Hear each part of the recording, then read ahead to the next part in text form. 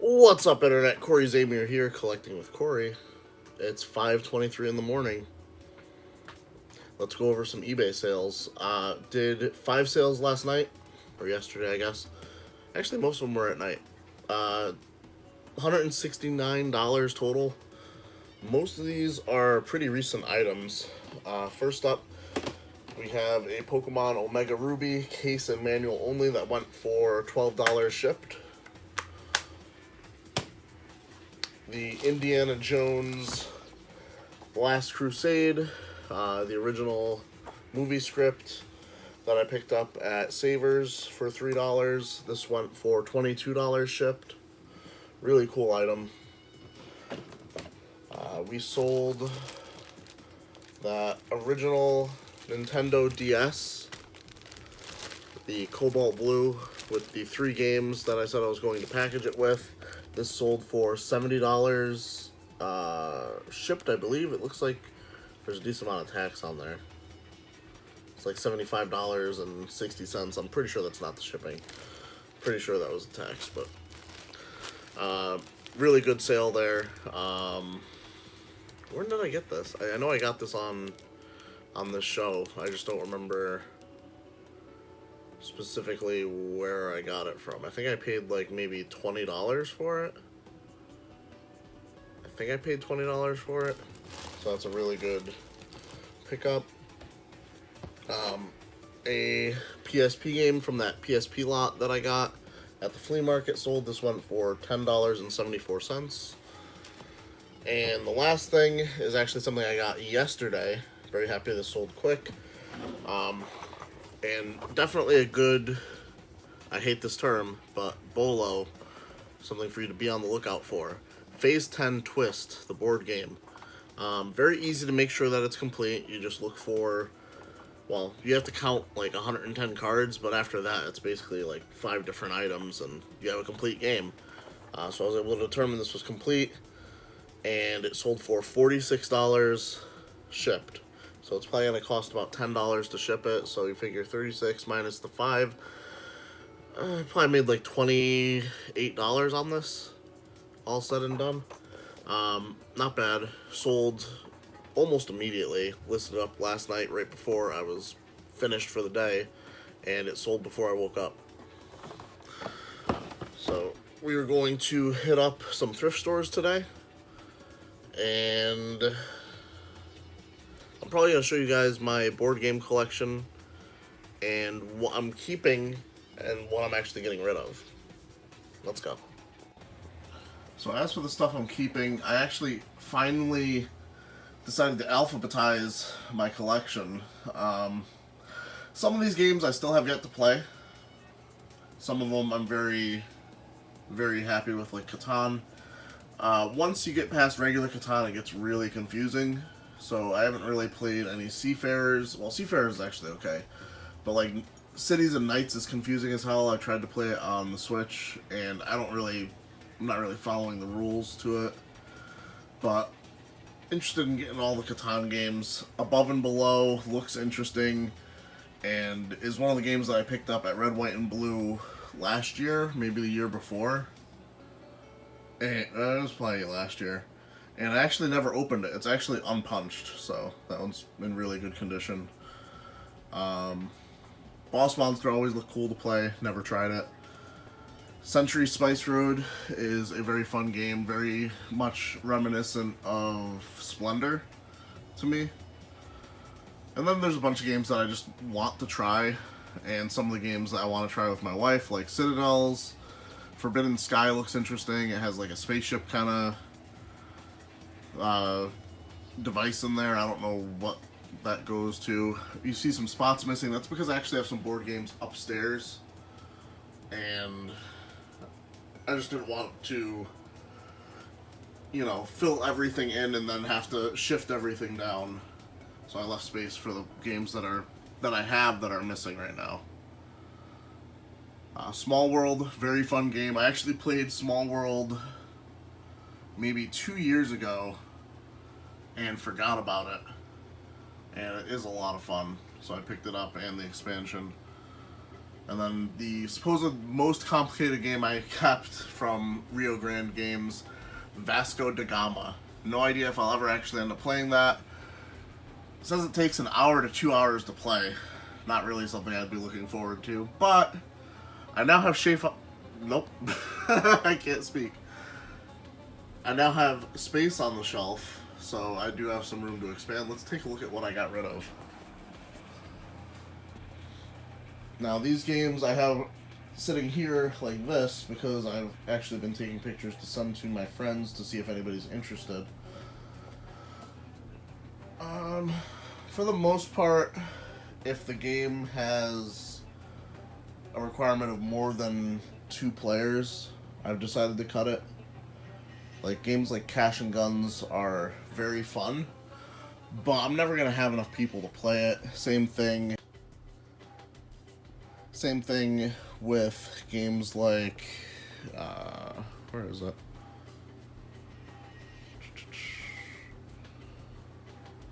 I thought I had another game here that was like that. Oh, Hail Hydra. Hail Hydra is kind of like a Secret Hitler type of game, but it's with Marvel, I assume. So that might be fun to play with friends, because we always play Secret Hitler. And just other games like Tail Feathers. That actually is a game, I don't even know if it's complete. It has so many pieces and so many like unique pieces. And the content list is literally like an entire page of one-ofs that aren't very descript. So I don't know if it's complete. I didn't want to sell it like that. So I'm probably just going to donate it to friends and see if they want to figure it out. They got weird ones like Orphans and Ashes, which just looked weird. I've never heard of it before. I found it at a thrift store. And I think it said something on here about it taking like 45 to 60 minutes to play, and it's only a 2-player game. So I was just like kind of meh on it. And then this game here. F this game. If you go to thrift stores, you've probably seen this. At least here in Connecticut. I don't know where this game came from, where it decided to haunt me originally. But when I found this at my thrift store, I bought, I think, $80 worth of this for like $1 or $2 each. And then every thrift store I've gone into since has had this game. Someone blew this game out. I invested way too much into it for Amazon, and I've sold 0 of it. It's probably one of the biggest mistakes. Given it's only an $80 mistake, I'm not like hundreds of dollars invested into it, but still very frustrating just because that was a very heavy shipment to send out. Each one of these is like 3 pounds, and I sent in $80 worth of them. Alright guys, another update from some pickup we had yesterday. This random issue or volume of Fruits Basket goes for like 30 plus. There's a whole bunch of sold listings on eBay right now for like less than $10, but if you were trying to buy it, the lowest listing is like 30 bucks. And there's a history of it selling that way, both on Amazon and eBay, so that's pretty cool. Nice surprise there. I just picked it up because I've sold this manga, like the series, the whole series, for like $200 in the past, and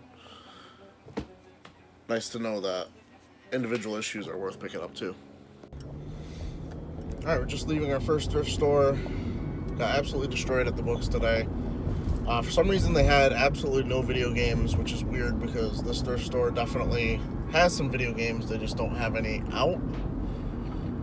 They're one of the thrift stores that puts their games, like the cases, out on the shelf and has the discs behind the counter. They still have the thing of discs behind the counter, but they don't have any cases out on the shelf, so what the hell is going on there? We did scan some books, got maybe $13 worth of book profit, and maybe 5 or 6 Goosebump books of the new variety, which I haven't taken a look at yet. And a Universal Remote, which I'll just double my money on. It's only $5. I'll probably make $5 on it on Amazon. But it had decent ranks from what I remember. The guy behind us at the books was just like, his thing was like dinging left and right. So we just like picked the bad section, I think. Either that or his thing is set to accept anything that will make him any amount of money, which you can set your parameters on Scoutify or whatever app you're using to be pretty specific. And I basically just copied mine onto like from some other popular YouTuber that was doing book scanning. So I don't really have any idea how to set the parameters correctly or to my specifics, like for what I would want to do. Like generally, if I'm not making at least $4 on a book, I don't really want to mess with it. And every once in a while, I'll like do a $2 profit if it's something that sells fast and it's a smaller book. I'm not going to do that on a large ass textbook though. I'm not sending in like £3 book to make $2. Just doesn't make any sense. Heading to our next thrift store, which we should hit in stride. And I think my plan today is to hang out for a little bit at the grid because it's been a while since we've seen Carl.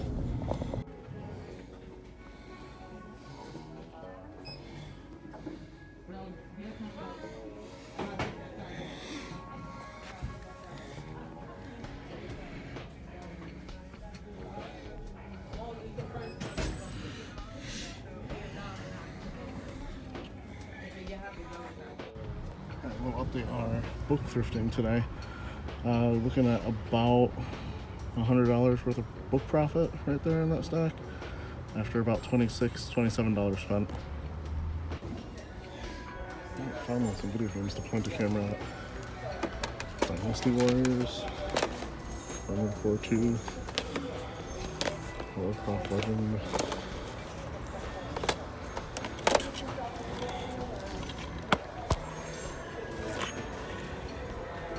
Printed cover. What looks it?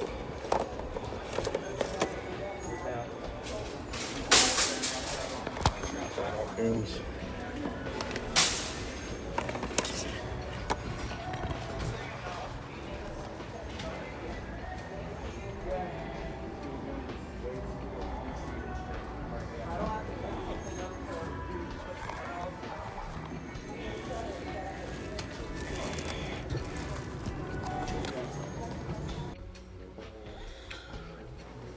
Alright guys, we are back from the thrift stores, we're back from the grid. Let's see how we did. Alright, we've got our video for today rendering right there. Got all my items here in front of me. I've got my books behind me. I'm ready to pass out, so let's blow right through these.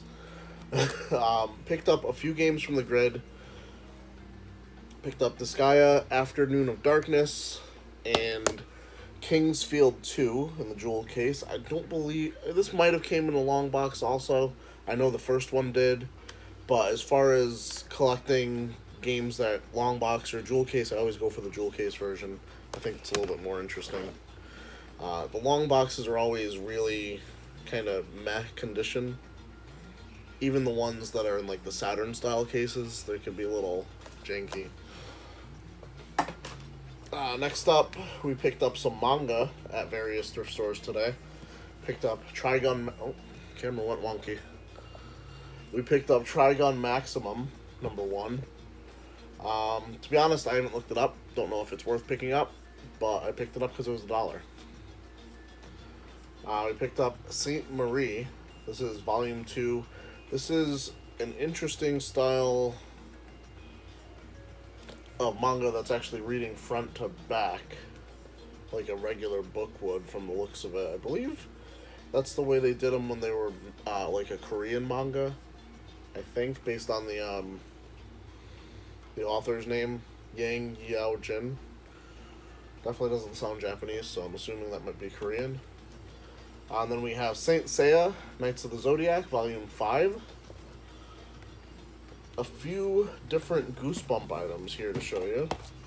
We got Goosebumps Monster Blood Collection. Has all 3 Monster Blood volumes in there. Now, like I said, I'm not really sure what I'm going to do with Goosebumps books yet. I just know I'm having fun picking them up, so I'm going to keep picking them up. This is what the big question is for me. This is one of the newer ones, not the newest, I don't think, but this is Goosebumps Ghost Beach. It does not have a volume number, and I know the first series of Goosebumps books all had, numbers for the volumes.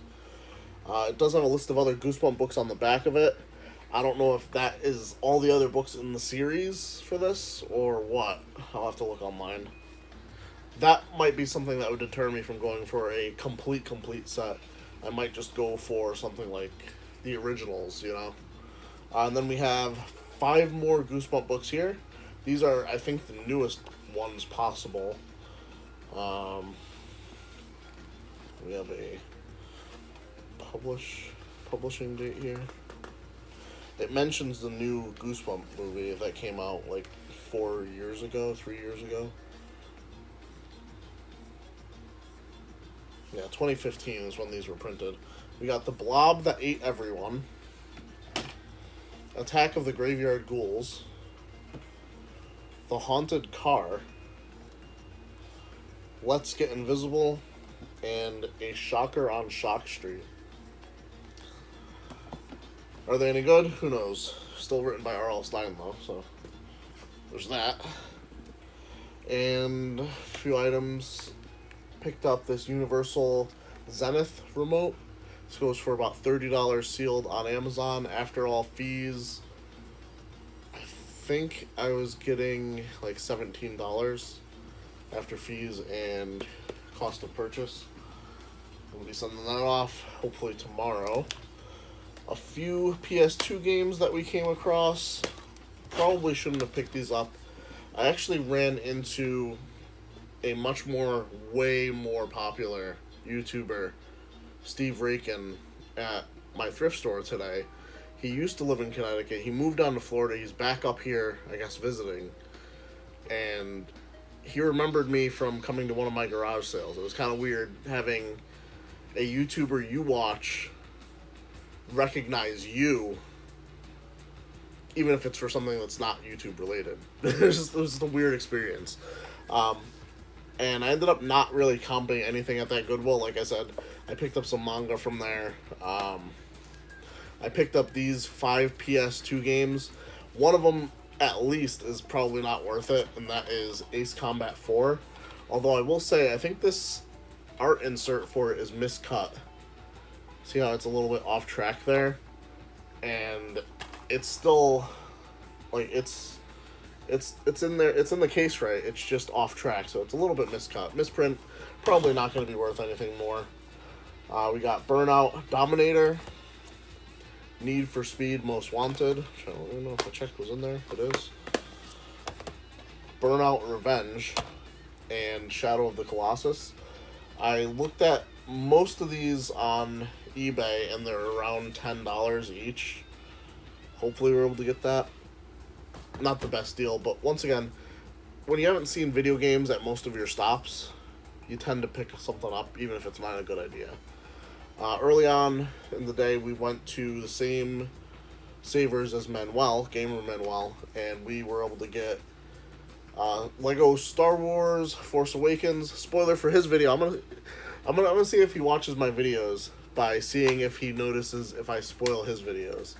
In his next video, you could expect to see a Punch-Out on the Wii. He got there before me, and that's what he had. But we got Lego The Force Awakens, paid $5 for this. Gonna make about $5 on it on Amazon.